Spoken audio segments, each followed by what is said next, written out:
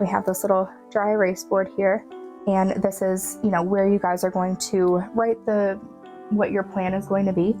It comes with a magnet, so you can put that right on the fridge, so when people come over, they can see it as well, so that people visiting your home know what the plan is going to be. So what we want to do is draw the outline of your home, label front and back, and make sure that you have a way to get out from the first floor, the second floor, and then a meeting place. So that keeps, not only you guys safe so that you can find each other if anything were to happen, but also for the first responders to know that, both of you are safe and out of the house, so they don't have to come looking. Yep, so you don't have to draw a whole house, but just the, where the dining room is, living room, where the exits are, and then, have you and your wife discuss where the meeting place is going to be. So, as you're going through, different parts of the house, just making sure that you know where those exits are and how long it's going to take you to get to them, and then that you both know that you'll meet under a lamppost.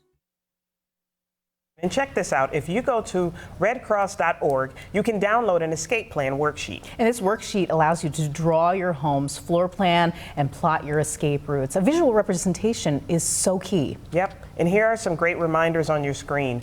Practice your 2-minute drill from home to a safe meeting place at least twice a year, and everyone in your household should know 2 ways to escape from each room in your home. In a real fire, remember to get out, stay out, and call 911. Never go back inside for people, pets, or any of your things. Whew. Over the weekend, we came up with our own escape plans. Yeah.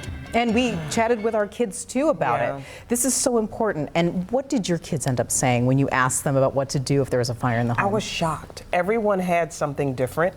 One of the twins said, "Oh, I would come in your room and grab your phone." So we had to, talk her through that. Brooklyn was, I would just scream. I would stand there and scream. Oh. And my teenager said, I wouldn't leave the house without everyone. Everyone had something different. And again, just like I said at the top of the show, how have we not talked about this? That's what I kept asking myself. Yeah, Ashlyn was very cute because I can tell that what they're learning at school kind of stuck with her, because I said, what do you do in case of a fire? If there's a fire in the house that you can see? And she said, stop, drop, and roll. Yep. That's what we were taught, right? That's what we were taught. Yeah. I said, well, stop, drop, and head for an exit. How about that?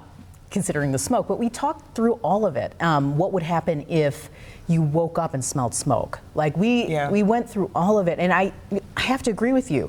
Why is it that we have to witness an emergency or see something bad happen for us to say, you know what, we have to do something preventative? Yeah.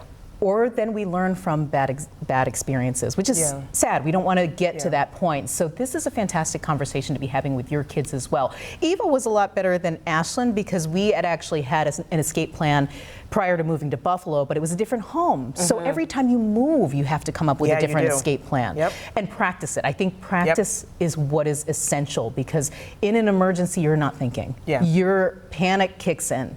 And so being able to have something that you've practiced over and over again, it's important. Yeah, and having everybody on the same page. You think that you're all on the same page, and we're really not. Right. Yeah.